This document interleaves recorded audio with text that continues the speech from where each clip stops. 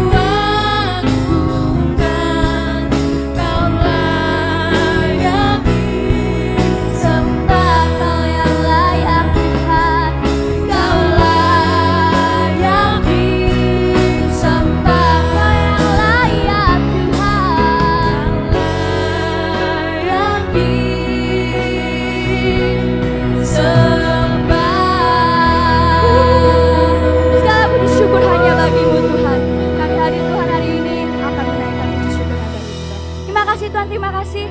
Hanya dalam nama Tuhan Yesus hamba bersyukur Tuhan. Haleluya. Amin. Shalom jemaat Tuhan. Semangat ya pagi hari ini ya. Saya ada lagu lama tapi belum pernah dinyanyikan, jadi hitungannya lagu baru. Saya ajak belajar lagu ini. Nyanyi sama-sama saya ya.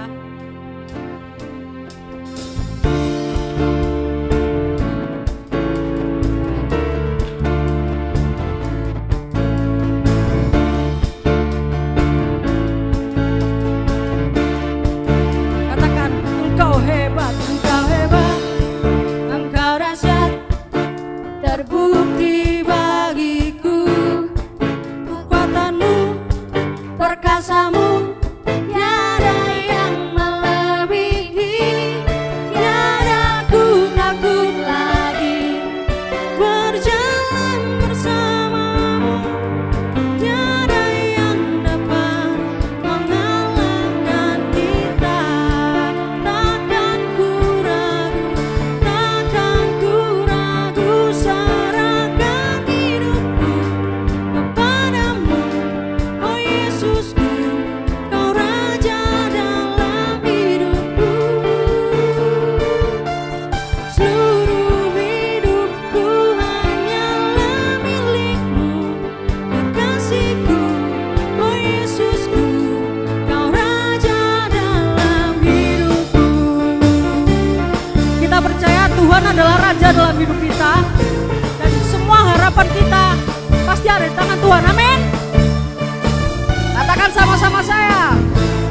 Engkau hebat, Engkau dahsyat, terbukti bagiku. Kekuatanmu, Berkasamu, tiada yang melebihi.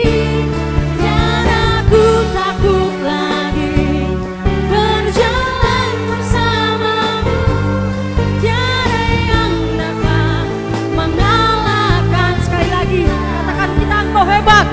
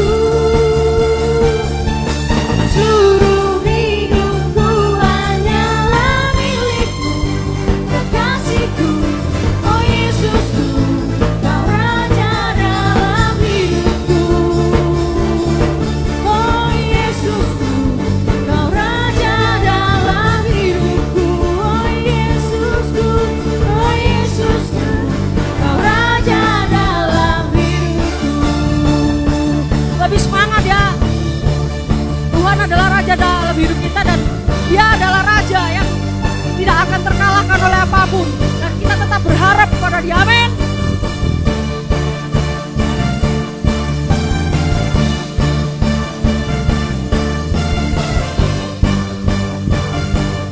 Katakan bersama-sama, bersyukurlah. Bersyukurlah kepadanya, bawalah pujian bagi Dia. Dia Raja, Dia yang perkasa, Tuhanlah kekuatanku, Mazmur dan keselamatanku, Dia penolongku yang beri hidupku.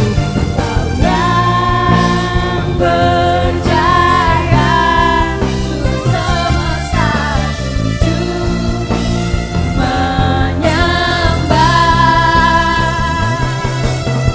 Agunglah kebangkitanmu, mujizat telah terjadi.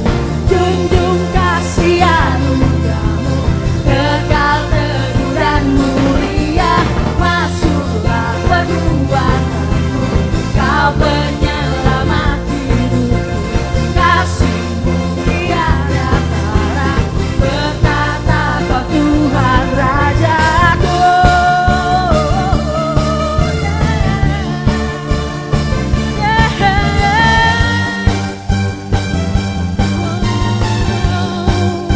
Bersyukurlah, bersyukurlah kepadanya, bawalah pujian bagi Dia, karena Dia Rajamu, Dia yang perkasa, Tuhanlah kekuatanku, Mazmur dan keselamatanku, Dia penolongku yang hidup. Kau yang berjaya,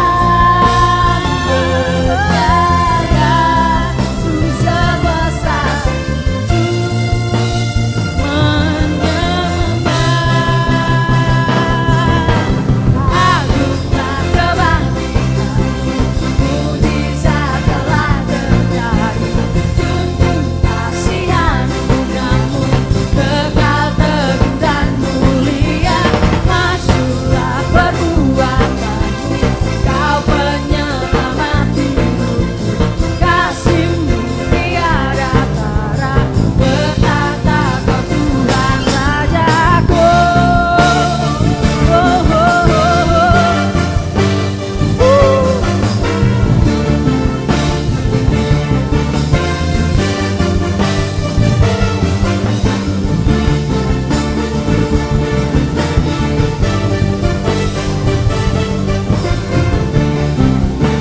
Katakan bersama-sama lebih semangat. Kau yang berjaya, Kau yang berjaya, seluruh semesta sujud menyembah. Kau yang berjaya, Kau yang berjaya. Angkat tanganmu buat Tuhan.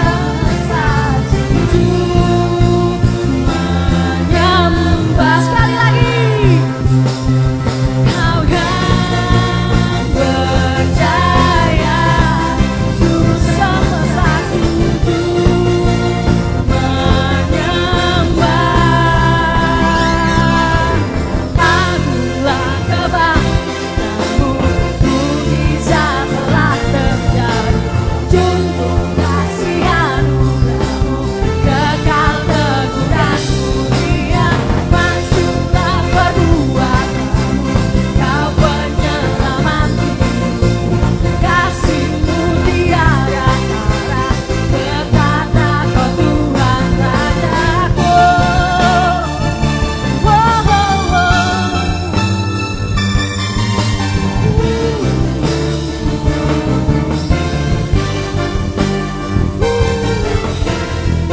Beri kemuliaan untuk Tuhan. Silakan duduk Bapak Ibu.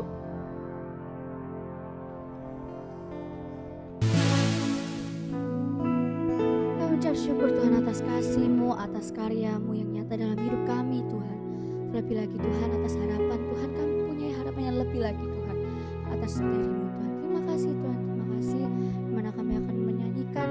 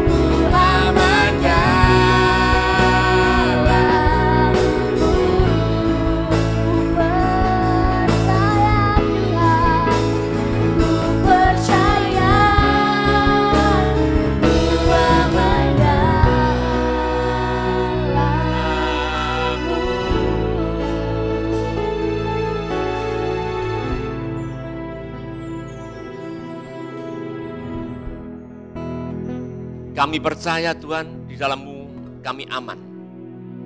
Karena Engkau Allah kami yang maha besar, perlindungan-Mu sempurna adanya dalam kehidupan setiap kami.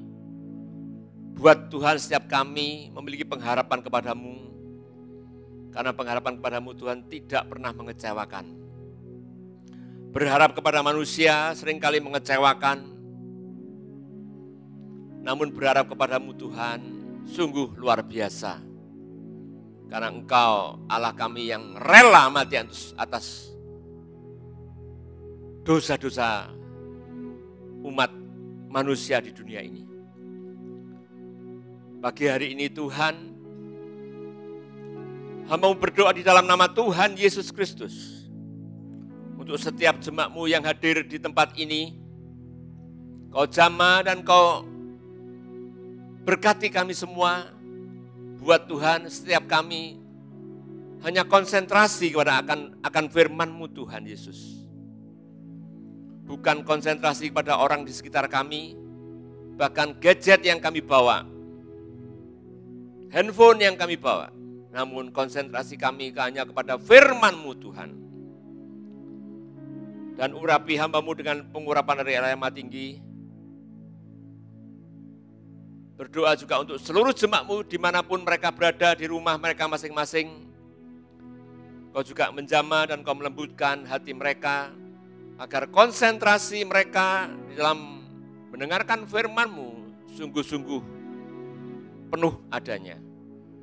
Sehingga tidak ada satu firman pun yang terlewatkan dalam kehidupan mereka semua di rumah mereka masing-masing. Walaupun mereka di rumah, Tuhan, buat mereka Tuhan sungguh-sungguh berkonsentrasi akan kebenaran firman-Mu. Karena firman-Mu lah yang memerdekakan kami dari segala belenggu dosa dan mempertumbuhkan kerohanian kami masing-masing. Terima kasih Tuhan, di dalam nama Tuhan Yesus Kristus, hamba-Mu berdoa dan mengucap syukur. Haleluya. Amin. Shalom, senang sekali bisa berjumpa kembali dengan Bapak, Ibu, dan saudara semuanya. Puji Tuhan, hari ini kita akan bersama-sama mendengarkan firman Tuhan. Kita akan berdoa terlebih dahulu. Terima kasih Tuhan untuk hari ini. Kami akan mendengarkan firman-Mu. Biar setiap firman yang kami dengar pada hari ini sungguh-sungguh memberkati hidup kami dan memberi kekuatan dalam hidup kami. Terima kasih Tuhan. Kami siap untuk mendengarkan firman-Mu. Di dalam nama Tuhan Yesus, kami sambut firman-Mu dengan penuh sukacita. Haleluya. Amin. Baik Bapak Ibu Saudara, pada hari ini saya akan menyampaikan firman Tuhan yang saya beri judul Tuhan buat jalan saat tiada jalan. Saya akan bacakan di dalam kitab Keluaran pasal yang kedua, ayat 1 sampai dengan ayat yang ke-10. Dikatakan demikian. Musa lahir dan diselamatkan. Seorang laki-laki dari keluarga Lewi kawin dengan seorang perempuan Lewi. Lalu mengandunglah ia dan melahirkan seorang anak laki-laki. Ketika dilihatnya bahwa anak itu cantik, disembunyikannya 3 bulan lamanya. Tetapi ia tidak dapat menyembunyikannya lebih lama lagi. Sebab itu diambilnya sebuah peti pandan, dipakalnya dengan gala-gala dan tir, diletakkannya bayi itu di dalamnya, dan ditaruhnya peti itu di tengah-tengah teberau di tepi sungai Nil. Kakaknya perempuan berdiri di tempat yang agak jauh untuk melihat apakah yang akan terjadi dengan dia. Maka datanglah putri Fir'aun untuk mandi di sungai Nil. Sedang dayang-dayangnya berjalan-jalan di tepi sungai Nil. Lalu terlihatlah olehnya peti yang di tengah-tengah teberau itu. Maka disuruhnya hambanya perempuan untuk mengambilnya. Ketika dibukanya, dilihatnya bayi itu dan tampaklah anak itu menangis. Sehingga belas kasihanlah ia kepadanya dan berkata, tentulah ini bayi orang Ibrani. Lalu bertanyalah kakak anak itu kepada putri Fir'aun, Akan kupanggilkah bagi tuan putri seorang inang penyusu dari perempuan Ibrani untuk menyusukan bayi itu bagi tuan putri? Sahut putri Fir'aun kepadanya, baiklah. Lalu pergilah gadis itu memanggil ibu bayi itu.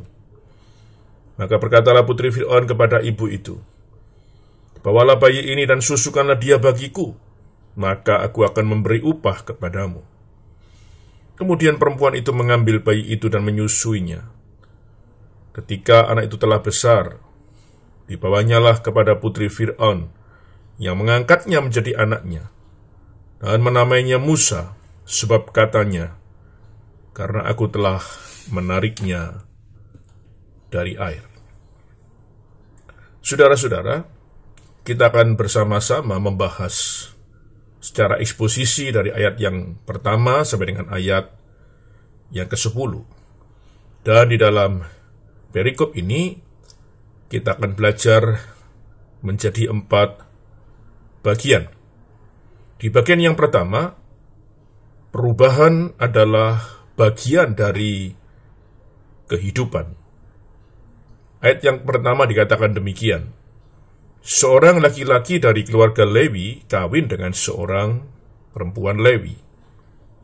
Di dalam Alkitab, bahasa Indonesia sehari-hari dituliskan sedikit berbeda, tetapi tidak mengurangi maknanya. Dituliskan demikian, pada masa itu, seorang laki-laki dari suku Lewi kawin dengan seorang wanita dari suku itu juga. Ada sedikit perbedaan di awal kalimat, yaitu di kata pada masa itu. Kata pada masa itu menunjukkan bahwa sebenarnya ada 2 masa yang berbeda. Masa sebelum Musa dilahirkan dan masa di mana Musa dilahirkan.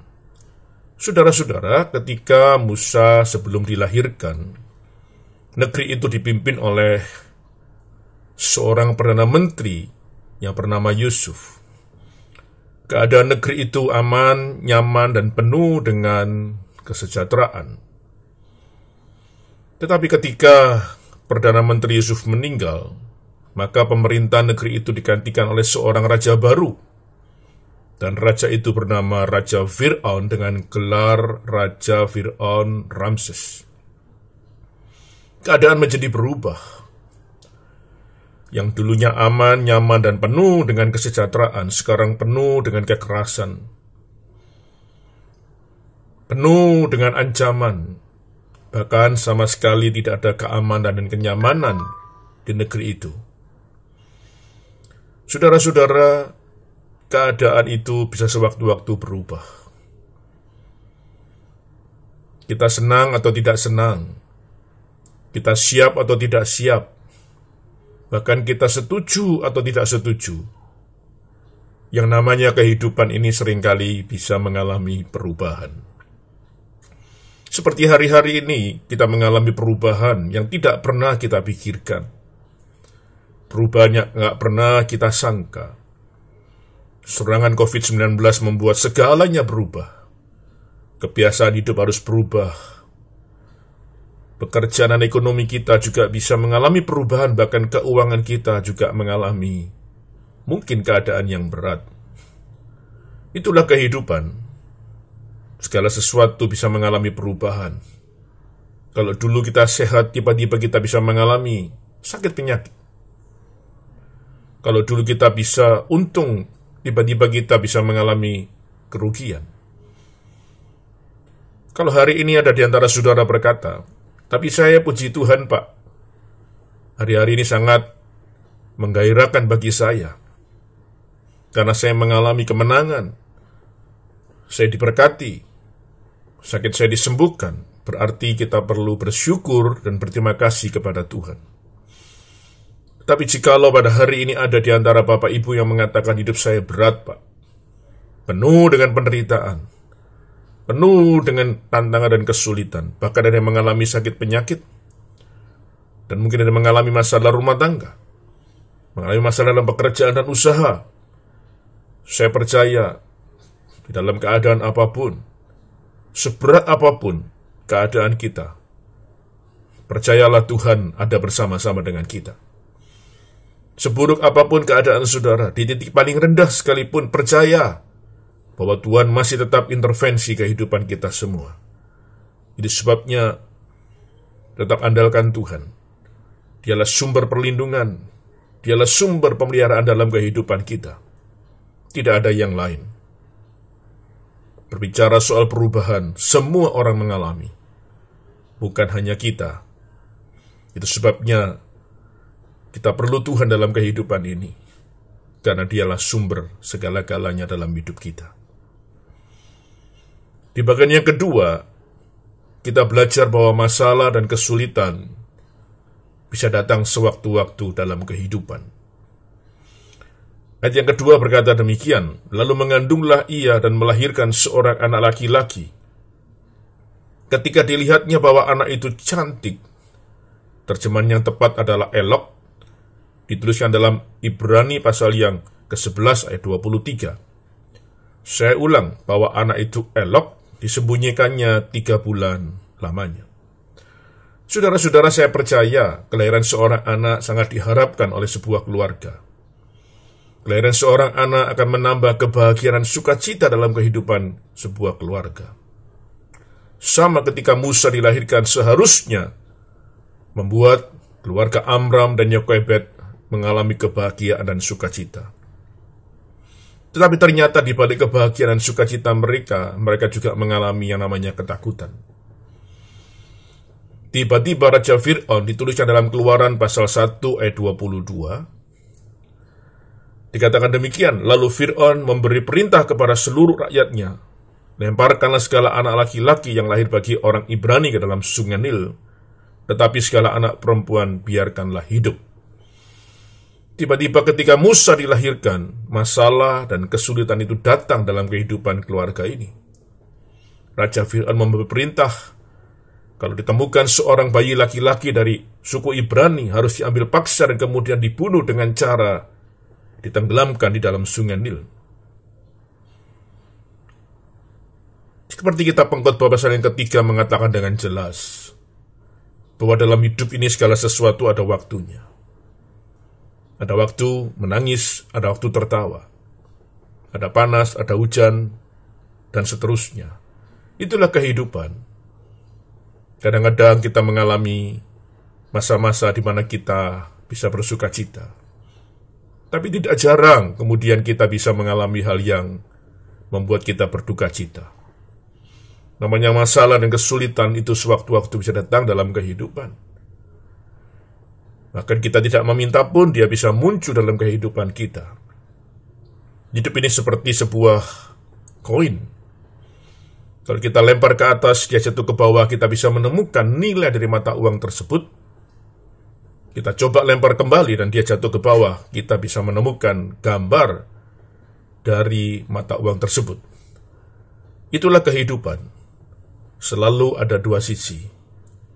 Tapi saya percaya kalau hari ini kita mengalami keadaan yang melelahkan jiwa kita, karena mengalami kesulitan dan masalah, tetap percaya bahwa Tuhan ada bersama dengan kita dan Dia sanggup untuk menolong kita. Jadi keluarga ini akhirnya mengalami sebuah masalah dan kesulitan. Saya percaya setiap orang bila mengalami masalah dan kesulitan pasti akan berusaha menemukan jalan keluarnya. Keluarga ini, Amram dan Yokebed, juga berusaha mencari jalan keluar. Dengan cara apa? Menyembunyikan bayi Musa. Tetapi mereka tidak bisa menyembunyikan lebih lama. Alkitab berkata hanya 3 bulan. Kenapa 3 bulan? Karena tangisan bayi ini bisa semakin keras. Takut suaranya terdengar oleh tentara Fir'aun yang lewat, anak ini bisa diambil paksa dan dibunuh, dimasukkan ke dalam sungai Nil. Ini pun juga menunjukkan kepada kita semua bahwa manusia itu ada batasnya. Kemampuan manusia itu selalu ada batasnya. Tapi bersyukur kita punya Tuhan yang kuasanya tidak terbatas. Itu sebabnya pada hari ini, apapun keadaan kita, Mari kita andalkan Tuhan, karena kita percaya kuasa-Nya tidak terbatas dan kuasa-Nya sanggup menolong kita. Ayat yang ketiga dikatakan demikian, tetapi ia tidak dapat menyembunyikannya lebih lama lagi. Sebab itu diambilnya sebuah peti pandan, dipakalnya dengan gala-gala dan tir, diletakkannya bayi itu di dalamnya, dan ditaruhnya peti itu di tengah-tengah teberau di tepi sungai Nil. Perhatikan baik-baik, mereka tidak dapat menyembunyikan lebih lama lagi. Tadi saya katakan, usaha dan kemampuan manusia itu selalu ada batasnya. Tetapi yang saya senang, keluarga ini bukan keluarga yang gampang putus asa. Ketika mereka menghadapi masalah dan kesulitan, mereka terus mencari cara, mereka terus berusaha untuk menemukan jalan keluar. Jadi saudara-saudara, kalau hari-hari kita sedang menghadapi kesulitan, masalah, dan persoalan, janganlah menjadi orang yang gampang putus asa. Usaha pertama gagal, harus mencari jalan keluar yang lain. Jangan gampang patah arang. Jangan gampang putus asa. Perhatikan baik-baik. Keluarga ini kemudian menemukan sebuah akal, yaitu dia mengambil sebuah peti pandan. Terjemahan yang tepat seharusnya adalah keranjang, karena dibuat dari tanaman pandan. Di pinggir sungai Nil bertumbuh tanaman pandan. Tanaman pandan yang berada di sana hampir sama dengan tanaman pandan yang ada di sekitar kita. Tetapi bedanya, yang tumbuh di sungai Nil tinggi dan besar-besar, bahkan tingginya bisa mencapai 1,5 sampai 5 meter. Oleh penduduk, pandan-pandan tersebut diambil, kemudian durinya kanan kiri dibersihkan, dan dipotong kecil-kecil, tipis-tipis, dijemur. Setelah kering kemudian dibuat anyaman, salah satunya adalah menjadi keranjang pandan. Zaman dulu kita banyak memakai tikar berbahan anyaman pandan. Sekarang aja kita pakai tikar berbahan plastik. Tapi masih bisa ditemukan di sekitar kita orang-orang yang membuat kerajinan dari tanaman pandan. Jadi Amram mengambil keranjang pandan ini, kemudian dia lapisi dulu dengan gala-gala dan tir, seperti aspal. Dengan tujuan supaya kalau keranjang itu diletakkan di sungai, maka air sungai itu tidak merembes masuk ke dalamnya. Jadi sungguh-sungguh dipikirkan sebelum bayi Musa diletakkan di dalamnya. Setelah semua selesai, saya percaya dikasih kasur tipis, dikasih alas yang baik, ada guling kecil mungkin, ada bantal kecil, dan Musa kemudian diletakkan di dalamnya. Kemudian diganjal kanan kiri, dipastikan Musa dalam kondisi aman dan baik. Setelah semuanya selesai, oleh Amram, keranjang yang berisi Musa dibawa ke sungai Nil dan diletakkan di tengah-tengah teberau. Apakah teberau? Teberau itu adalah kumpulan tanaman pandan. Dan kumpulan tanaman pandan itu namanya teberau, dan akhirnya keranjang yang berisi Musa itu diletakkan di tengah-tengahnya. Apa tujuannya? Supaya arus sungai yang deras itu tidak membuat keranjang itu terbalik. Supaya berjalan tersendat-sendat dan membuat keranjang ini berjalan di dalam sungai Nil aman. Saudara, sungguh-sungguh dipikirkan oleh Amram supaya Musa dalam kondisi yang aman. Apakah setelah diletakkan di teberau, Musa atau bayi Musa ini sudah aman dan tidak ada resiko? Saudara, namanya saja sungai Nil, saya percaya di dalamnya pasti ada kuda Nil. Kalau kuda itu ditemukan di sungai berantas, namanya kuda berantas. Diberi nama kuda Nil karena kuda ini ditemukan di sungai Nil. Belum lagi ular berbisa, dan mungkin buaya dan sebagainya. Jadi bukan berarti setelah diletakkan di teberau, bayi Musa dalam keadaan aman, tetap ada resikonya. Apa yang dipikirkan Amram ketika dia meletakkan keranjang Musa di teberau, di sungai Nil? Dia berpikir kalau ditaruh rumah juga ada resikonya. Kalau kemudian ketahuan tentara Fir'aun, tetap saja kemudian dibunuh dengan cara dimasukkan ke dalam sungai Nil. Abram berpikir, daripada tentara Fir'aun yang memasukkan dan membunuh anaknya diceburkan ke dalam sungai Nil, ya biar aku saja yang menaruh keranjang Musa ini di sungai Nil. Jadi saudara-saudara, ditaruh di rumah ada risikonya. Ditaruh di sungai juga sama ada risikonya. Di sini kita bisa belajar bahwa yang namanya hidup ini selalu penuh dengan risiko. Kita melakukan apa saja dalam hidup ini selalu ada risikonya. Saudara pergi keluar kota, ada risikonya. Maaf, kita menikah, ada risikonya. Gak menikah juga berisiko gak punya anak. Saudara bekerja sendiri, ada risikonya. Ikut orang lain, juga ada risikonya. Jadi kehidupan ini apapun yang dilakukan penuh dengan resiko. Tetapi saya percaya orang yang berani mengambil resiko adalah orang yang akan maju dan berhasil. Orang yang berani mengambil resiko, dia menjadi orang-orang yang hebat dan mampu mengatasi setiap masalah yang datang dalam kehidupannya. Sebabnya hari ini, kita tidak perlu takut dengan keadaan, resiko. Sekali lagi kita percaya bahwa apapun yang kita lakukan, Tuhan beserta kita. Kemudian Amram memperhatikan keranjang Musa terapung-apung di teberau di sungai Nil. Dia kebingungan, ditungguin terus-menerus tidak mungkin. Akan ketahuan tentara Fir'aun yang lewat. Ditinggal pulang juga pasti nggak tega. Kemudian apa yang dilakukan oleh Amram? Dia pulang ke rumah dan kemudian memanggil kakak Musa, kakak perempuan Musa yang bernama Miriam, dituliskan di dalam ayat yang keempat.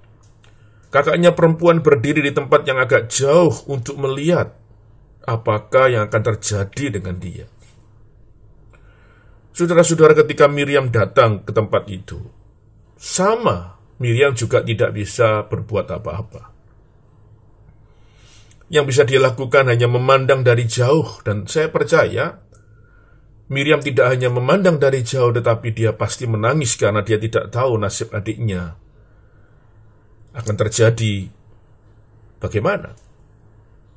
Jadi sungguh-sungguh Miriam dalam kondisi yang sangat sulit. Dia sudah nggak bisa berbuat apa-apa. Saudara-saudara, kadang kita sudah berusaha dengan berbagai macam cara untuk menyelesaikan masalah dalam kehidupan ini.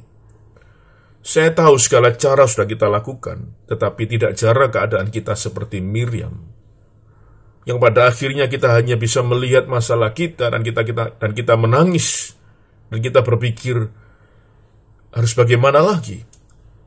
Aku gak tahu apa yang harus aku lakukan, dan kita hanya bisa menangis dan menangisi kehidupan kita seperti Miriam. Disinilah kita bisa melihat bahwa keadaan kita ini sungguh-sungguh sangat terbatas. Tapi saya percaya kalau kita terus mengandalkan Tuhan, percayalah kuasa Tuhan tidak terbatas dalam kehidupan kita. Coba perhatikan ayat yang kelima. Dikatakan demikian, maka datanglah putri Fir'aun untuk mandi di sungai Nil. Sedang dayang-dayangnya berjalan-jalan di tepi sungai Nil, lalu terlihatlah olehnya peti yang di tengah-tengah teberau itu, maka disuruhnya hambanya perempuan untuk mengambilnya. Saudara-saudara, ketika Miriam melihat putri Fir'aun datang untuk mandi di sungai Nil, menurut saudara kira-kira apa yang ada di dalam pikiran Miriam? Apakah Miriam berpikir, puji Tuhan, ini pertolongan datang, selamatlah adikku, pasti adikku akan selamat? Tidak, saudara. Ketika Miriam melihat putri Fir'aun datang dan ingin mandi di sungai, yang ada dalam pikirannya dia berkata, mati adikku, tamat riwayatnya. Kenapa? Karena pasti putri Fir'aun tahu bahwa bayi ini adalah dari orang Ibrani dan pasti akan dibunuh dengan cara ditenggelamkan. Jadi Miriam berkata, pasti mati, pasti tamat riwayat adikku. Saudara, saya bisa membayangkan ketika dia melihat adiknya terapung-apung di sungai, dia tidak tahu apa yang harus dilakukan. Itu pun juga belum menemukan jalan keluar, tiba-tiba masalah yang lebih besar datang, yaitu putri raja ingin mandi di sungai. Berapa banyak di antara kita berusaha menyelesaikan masalah yang ada. Masalah yang ada saja kita belum menemukan jalan keluar, tiba-tiba masalah yang lebih besar datang dalam kehidupan kita. Masalah yang satu belum selesai, datang masalah yang berikutnya. Masalah yang berikutnya kadang-kadang juga belum selesai, masalah yang ketiga sudah menunggu di depan pintu. Seperti pepatah mengatakan, sudah jatuh ke timba tangga. Digigit anjing, anjingnya anjing gila. Berat, semakin berat dan tambah berat. Apakah ada di antara saudara yang mengalami hari ini seperti itu? Tetap percaya, Tuhan ada di pihak kita. Dia sanggup untuk menolong kita. Apa pikiran Miriam? Adiknya pasti mati. Tapi saya percaya pikiran Tuhan dengan pikiran Miriam berbeda. Saya percaya pikiran Tuhan dengan pikiran kita tidak sama. Pikiran manusia seringkali negatif. Tapi saya percaya pikiran Tuhan selalu positif dan selalu yang terbaik. Mari kita lihat ayat yang ke-6. Ketika dibukanya, dilihatnya bayi itu dan tampaklah anak itu menangis. Sehingga belas kasihanlah ia kepadanya dan berkata, tentulah ini bayi orang Ibrani. Apakah benar yang dipikirkan Miriam bahwa adiknya tamat riwayatnya? Apakah benar yang dipikirkan Miriam bahwa adiknya pasti mati ditenggelamkan? Saudara-saudara, ternyata apa yang dipikirkan Miriam tidak terjadi. Tuhan buat mujizat yang luar biasa. Ketika putri Fir'aun membuka keranjang tersebut, Tuhan taruh belas kasihan di dalam hatinya. Dan ketika belas kasihan Tuhan diletakkan di dalam hatinya, hati putri Fir'aun yang tadinya ingin membunuh, ada pikiran ingin menenggelamkan anak ini karena ada belas kasihan Tuhan ditaruh dalam hatinya. Kemudian hati putri Fir'aun menjadi jatuh belas kasihan. Tidak jadi membunuh. Saudara-saudara, saya percaya belas kasihan Tuhan bisa mendatangkan mujizat dan pertolongan. Sebenarnya putri raja ini tahu persis harus membunuh bayi ini karena dia tahu ini adalah orang Ibrani. Dia sebenarnya nggak berani tidak melaksanakan perintah ayahnya. Kita tahu bersama zaman dulu kalau ada orang yang berani melanggar titah raja, pasti risikonya akan dibunuh. Tetapi karena belas kasihan Tuhan ditaruh dalam hatinya, hati yang punya rencana membunuh berubah menjadi hati yang penuh dengan belas kasihan. Akhirnya putri raja tidak jadi membunuh. Kalau kita ngomong-ngomong soal belas kasihan, Yesus kita itu jagonya belas kasihan. Setiap kali hati Yesus tergerak oleh belas kasihan, mujizat dan pertolongan datang. Yang tidak mungkin menjadi mungkin. Jadi hari ini, mari kita minta belas kasihan Yesus. Karena saya percaya belas kasihan Tuhan Yesus bila ada dalam kehidupan kita, yang mustahil menjadi tidak mustahil. Bahkan kalau mujizatnya terjadi dalam hidup kita, itu adalah karena belas kasihan Tuhan. Mari saudara-saudara, mintalah belas kasihan Tuhan, supaya pertolongan itu datang dalam kehidupan kita, yang bisa membuat segala sesuatu menjadi mungkin.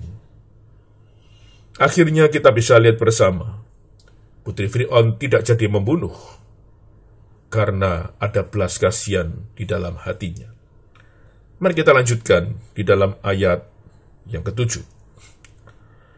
Lalu bertanyalah kakak anak itu kepada putri Fir'aun, akan kupanggilkah bagi tuan putri seorang inang penyusu dari perempuan Ibrani untuk menyusukan bayi itu bagi tuan putri? Jadi poin yang ketiga tadi adalah belas kasihan Tuhan mendatangkan mujizat dan pertolongan. Nah, saudara-saudara, Miriam kemudian mendatangi putri Fir'aun.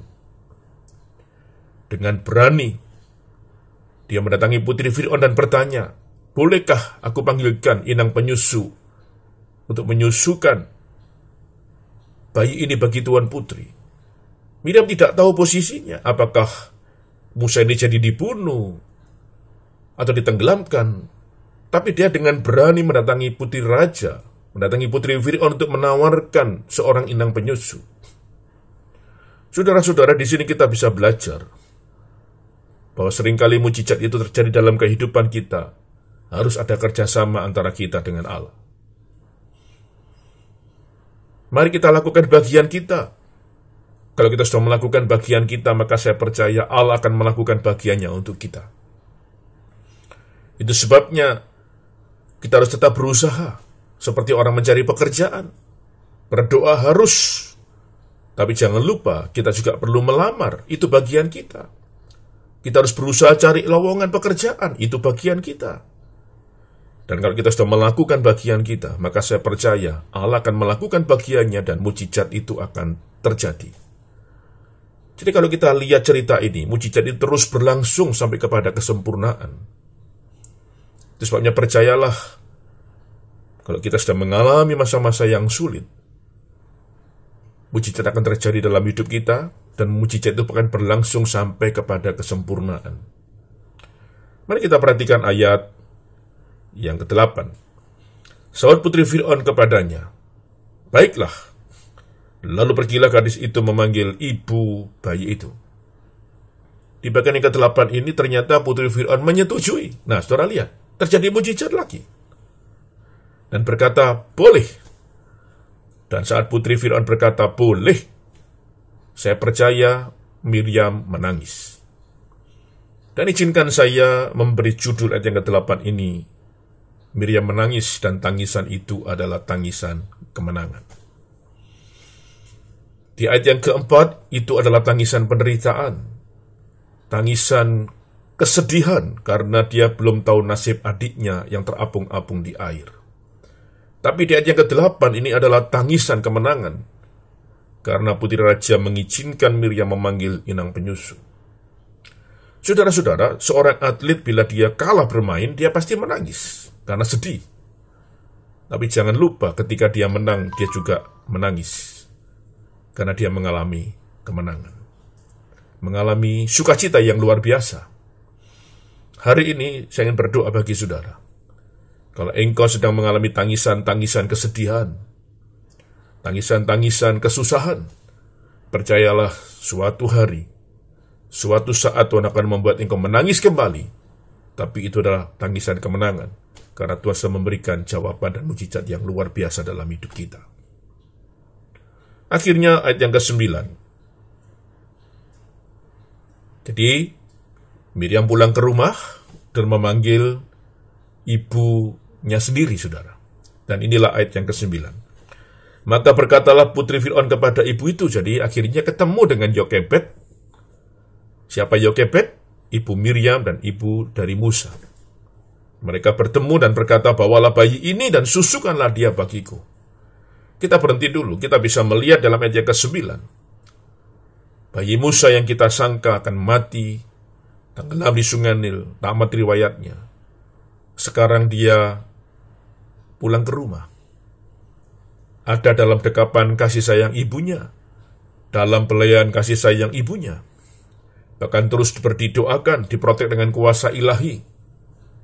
Nilai-nilai kebenaran ditanamkan di dalam kehidupannya.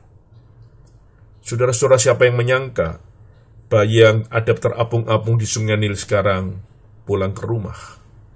Sekali lagi berada dalam pangkuan ibunya dan pelayan kasih sayang ibunya sendiri. Lihat, mujizat terus terjadi, terus berlangsung sampai kepada kesempurnaan.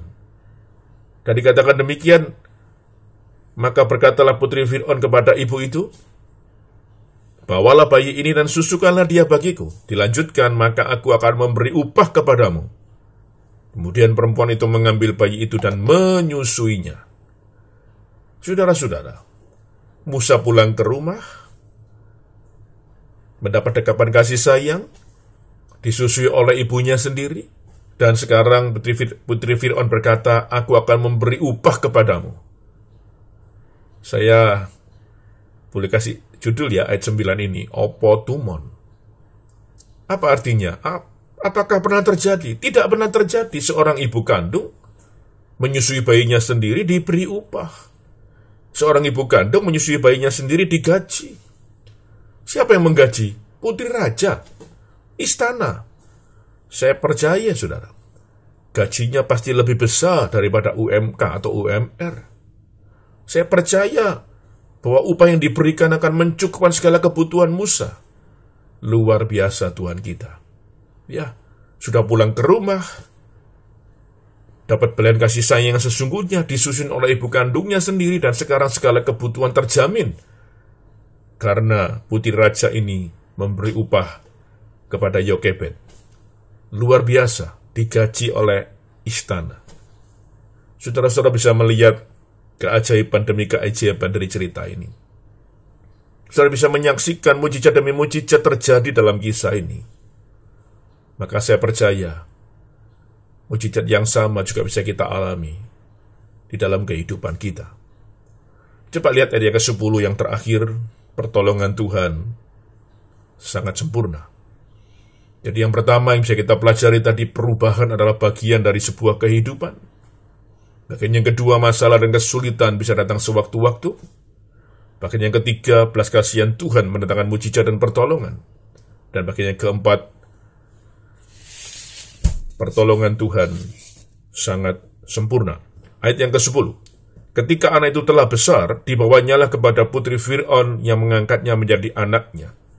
Dan menamainya Musa, sebab katanya, karena aku telah menariknya dari air. Saudara, akhirnya Musa setelah disapih oleh ibunya, diserahkan kembali kepada putri Fir'aun. Diserahkan kepada istana di Mesir. Dan sejak hari itu, Musa hidup di lingkungan istana. Dibesarkan di dalam lingkungan istana. Kita tahu bersama bahwa Mesir adalah salah satu pusat ilmu pengetahuan. Ada banyak orang belajar ilmu perang pada zaman itu. Belajar fisika, matematika di Mesir.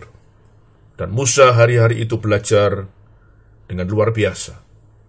Sampai kemudian saat dia usia 40 tahun, dia melihat saudara-saudaranya dianiaya oleh tentara Mesir. Kemudian dia membela dan membunuh di antaranya.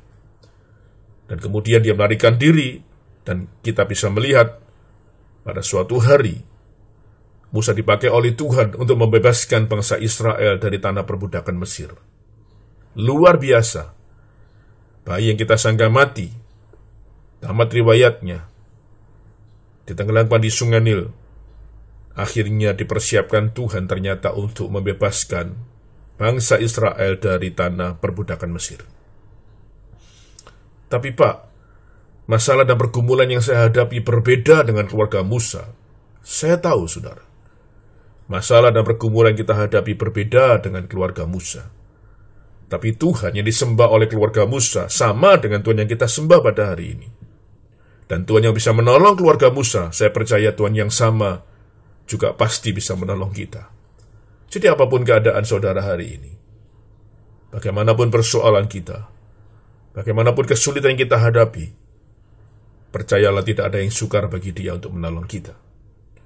Tuhan kita Yesus Kristus sanggup membangkitkan orang yang mati. Perkara yang paling sukar pun Dia mampu mengerjakan. Saya percaya setiap masalah yang kita hadapi tidak ada yang sukar bagi Dia untuk menolong kita. Sebabnya tetap andalkan Tuhan, tetap berharap kepada Tuhan. Percayalah suatu hari kita akan mengalami kemenangan bersama dengan Tuhan. Amin. Tuhan Yesus memberkati kita semua. Tuhan, terima kasih untuk firman yang boleh kami dengar bersama-sama. Jadikan rema dalam hidup kami, Tuhan. Angkat kedua tangan saudara. Tuhan, mau berdoa untuk umat-Mu di tempat ini.